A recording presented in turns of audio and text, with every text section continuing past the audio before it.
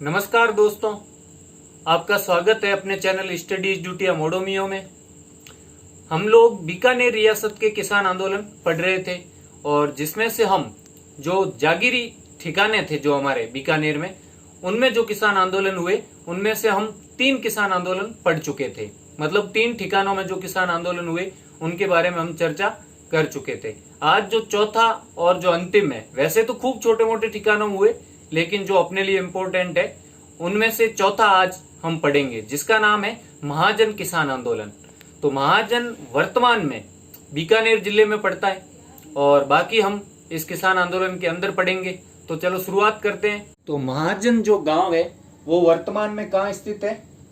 ये महाजन ठिकाना था, ये वर्तमान में बीकानेर में, बीकानेर की जो लूणकरणसर तहसील है उसमें पड़ता है ये।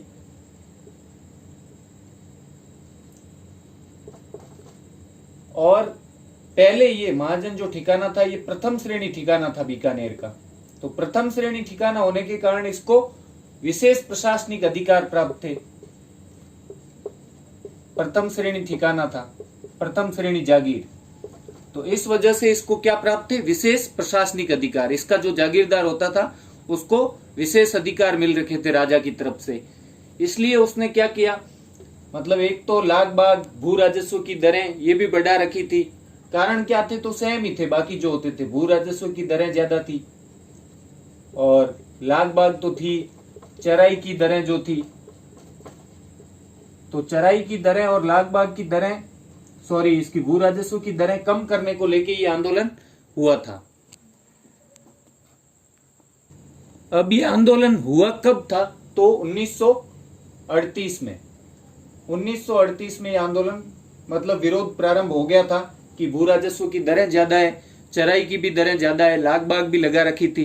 तो इस वजह से उन्होंने, फिर किसानों ने कई मीटिंग भी की और जो दीवान थे, बीकानेर राज्य के जो दीवान थे उनसे भी मिलने गए।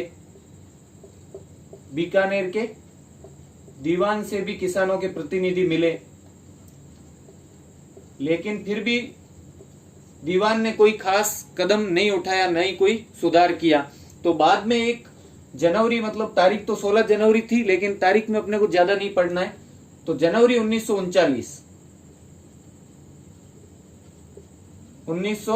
1939 में खानीसर एक गांव था, खानीसर गांव, मतलब बड़ा ठिकाना तो ये था, लेकिन इसमें अब छोटे छोटे गांव, जैसे अपने भी राजस्व गांव वगैरह होते हैं ना, या जो इलाका होता है, वैसे खानीसर गांव में एक मीटिंग हुई। यहाँ पे एक सभा हुई किसानों की, और उस सभा में क्या फैसला लिया कि अगर राजा और जो जागीरदार है वो अपनी अगर मांगे नहीं मानेगा या कोई भी कदम नहीं उठाएगा अपने लिए, तो फिर हम क्या करेंगे, जवाहरलाल नेहरू जो है, पंडित जवाहरलाल नेहरू, उनसे या जो अपने वायसराय थे उस टाइम, ब्रिटिश वायसराय, उनसे मिलेंगे। ये उन्होंने तय किया था। लेकिन ये खबर राजा और जागीरदार को भी मिली, लेकिन उनके कान पर जूं तक नहीं रखी। उनको कोई फर्क नहीं पड़ा कि भले ही तुम जिससे मिलना है मिलो, यही रहेगा भू राजस्व। तो इस सभा में क्या फैसला लिया, नेहरू जी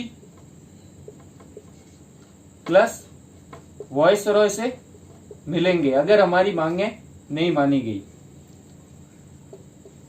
अगर मांगे नहीं मानी जाती।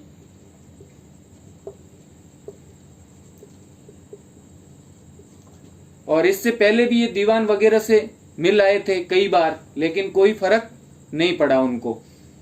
तो अब कई लोग ऐसा भी कहते हैं इसमें, लेकिन वो अपने, अब हिस्ट्री वगैरह की चीज में अपन पढ़ते नहीं है, लेकिन फिर भी कि ये लोग जो थे, महाजन जो ठिकाना था, इस गांव के किसानों को, मतलब हरियाणा के कुछ गांवों का भी सपोर्ट था इनको। जैसे जो चोटाला गांव जो फेमस है ना अपना, वहां के किसानों का जो पंचायत वगैरह थी उसका भी इसको सपोर्ट था। और इस वजह से ये जो अपने किसानों के नेता थे सर छोटू राम, जो जाट जाति के थे, तो उनसे यहाँ के किसान मिले थे लाहौर में जाके, क्योंकि सर छोटू राम मतलब हिंदू मुस्लिम दोनों में पॉपुलर थे। तो उस वक्त वो लाहौर में जाके किसान सर छोटू राम से मिले, लेकिन फिर भी इस आंदोलन में कोई खास प्रगति नहीं दिखाई दी, कोई रिजल्ट नहीं निकला। लेकिन एक रिजल्ट जरूर निकला इस चीज का कि अपने को जो ये चीजें है ना, ये नहीं याद रखनी है सर छोटू राम वाली। ये तो मैं बता रहा हूँ, एक थोड़ी सी चीज ऐड कर रहा हूँ कि मतलब ऐसा कहते हैं, कई जगह ऐसा लिखा हुआ मिलता है। बाकी ये चीज जरूर है कि खानीसर गांव में सभा हुई थी जिसमें ये तय कर लिया कि भाई अगर अपनी बातें नहीं मानी जाएगी तो हम नेहरू जी और वायसरॉय से मिलके शिकायत करेंगे। लेकिन फिर भी उनको इस जो एक तरह की ये इनडायरेक्ट धमकी थी कि वहां से यहाँ पे मतलब दबाव डलवाएंगे, लेकिन इसका कुछ फर्क नहीं पड़ा। तो न तो दीवान से मिलने का फर्क पड़ा, न ही इस बात का कि भाई नेहरू जी से मिलने जाएंगे, इसका भी कोई फर्क नहीं पड़ा। लेकिन एक चीज का रिजल्ट आया कि इस महाजन की वजह से 2 और गांवों में मतलब किसान आंदोलन शुरू हो गया। मतलब इनसे प्रेरित होके एक गांव तो था कुंभाना, जो ज्यादा दूर नहीं है महाजन से, और एक है पुंगल। कई लोग जो है वो अपनी जो रानी पद्मिनी है ना, राव रतन सिंह जी वाले, जिनके बारे में अपन मूवी भी बनी थी और अपन सुनते हैं, कई लोग तो सिंहल दीप की मानते हैं उनको, लेकिन हमारी जो लोक कथाएं हैं उनमें उनको पुंगल का मानते हैं, पुंगल की राजकुमारी। तो कुंभाना और पुंगल 2 गांव थे, वहां भी महाजन से प्रेरित होकर किसान आंदोलन शुरू हो गई। ये रिजल्ट जरूर निकला था। वैसे महाजन किसान आंदोलन को कुछ लोग तो ऐसा मानते हैं कि कुछ सुधार हुए बाद में तो बंद हो गया, लेकिन सही में इसको जो रिजल्ट जो इसका माना जाता है वो यही माना जाता है कि ये वाले आंदोलन असफल थे। कुंभाना वाला भी और महाजन वाला भी, दोनों आंदोलन मतलब असफल थे। उनकी जो मांगे थी वो वास्तविक रूप से कुछ खास नहीं मांगी गई। तो असफल आंदोलनों की श्रेणी में वैसे ही आते हैं सही तरह से तो। लेकिन अब लिखा हुआ तो मिलता है कि बाद में कुछ सुधार हुए तो आंदोलन बंद हो गया। तो 1938 में ये स्टार्ट हो गया था, सन 1938 ही लिखा जाता है वैसे स्टार्टिंग का। और बैठक ये जो हुई थी जनवरी 1939 में हुई थी, जिसमें नेहरू जी से मिलने की बात कही गई थी। तो अब जो यहाँ का ठाकुर था जागीरदार, उसका नाम भी अपन देख लेते हैं। भोपाल सिंह नाम था यहाँ के ठाकुर का या जागीरदार का।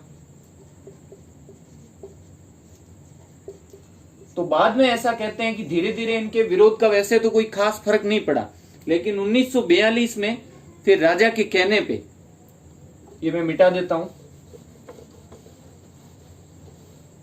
तो 1942 में राजा के कहने पे, क्योंकि किसान पहले दीवान से भी मिले थे, कई बार मिलके आए थे,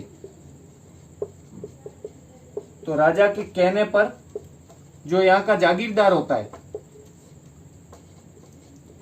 वो ये बात मान लेता है कि यहाँ पे हम भूमि बंदोबस्त करवाएंगे, उसके अनुसार नई अपनी भू राजस्व की दरें तय कर देंगे जो थोड़ी कम होगी, और साथ ही साथ जो भाई तुम भू राजस्व जमा कराओगे ना उसकी रसीद भी देंगे। क्योंकि कई बार ऐसा होता था ना, जैसा अपन पिछले आंदोलनों में देखा था कांगड़ वगैरह की, कि झूठा बकाया बता के किसानों को वहां से निकाल दिया उनकी जमीन से। वैसे यहाँ भी खूब अत्याचार हुआ। जब नेहरू जी से मिलने और वायसराय से मिलने की बात हुई थी ना, तब यहाँ के ठाकुर गोपाल सिंह ने भी खूब अत्याचार किया। वहां किसानों को घरों से निकाल दिया, खेत से निकाल दिया, निर्वासित कर दिया, अपनी जागीर से सब कुछ संपत्ति छीन ली।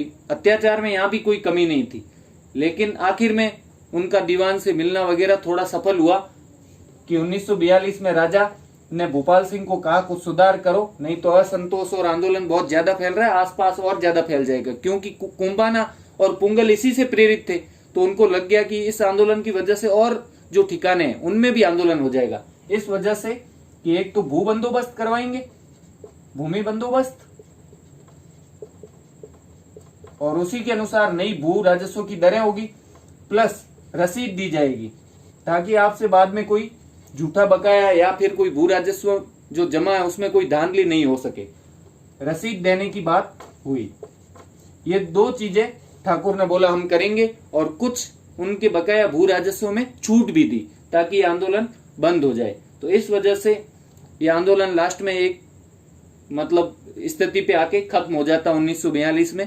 और वैसे ये कोई खास सफल आंदोलन नहीं था, ऐसा बोलते हैं। भू बंदोबस्त हुआ नहीं हुआ, रसीदें दी नहीं दी, वो तो देने वाले जाने। तो अब अपना क्या क्या क्वेश्चंस इसमें बनेंगे जो अपने को याद रखने जैसे हैं। तो एक तो सिंपल सा क्वेश्चन कि महाजन किसान आंदोलन कौन सी रियासत से संबंधित है, तो बीकानेर। कब हुआ? 1938 से 42 तक के बीच में। और बहुत ज्यादा डीप में जाके, ये तो मतलब 99.9% लोगों को ये पता नहीं है कि भाई खानीसर में कोई बैठक भी हुई थी। अगर पूछ भी ले तो खानीसर गांव में इनकी एक सभा भी हुई थी 1939 में। यहाँ के जागीरदार कौन थे? तो भोपाल सिंह। और खानीसर की सभा में किससे मिलने की बात हुई? तो जवाहरलाल नेहरू और वायसरॉय। और ये किससे मिले थे वो तो मैंने एक्स्ट्रा बताया था, वो इसमें नहीं पूछेंगे सर छोटू राम से। तो ये बातें हैं। और प्रथम श्रेणी ठिकाना था जो ये अपना महाजन था। एक बात और है इसमें जो बता देता हूं, ये जो मैंने लिखा 1942 राजा के कहने पे, ये दिसंबर 1942 था। दिसंबर 1942 में, मतलब 42 के अंत में लगभग ये आंदोलन भी, इसका भी अंत हो जाता है। तो ये पूरी डिटेल है इस अपने महाजन किसान आंदोलन की। ये इतनी सारी चीजें हुई है जो लगभग आपके सामने ही है, इतने ही क्वेश्चन बनेंगे इनमें।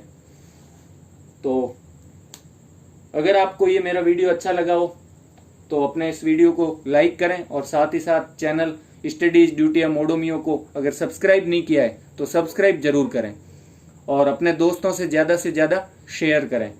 Thank you so much. पढ़ते रहें स्टडीज ड्यूटी।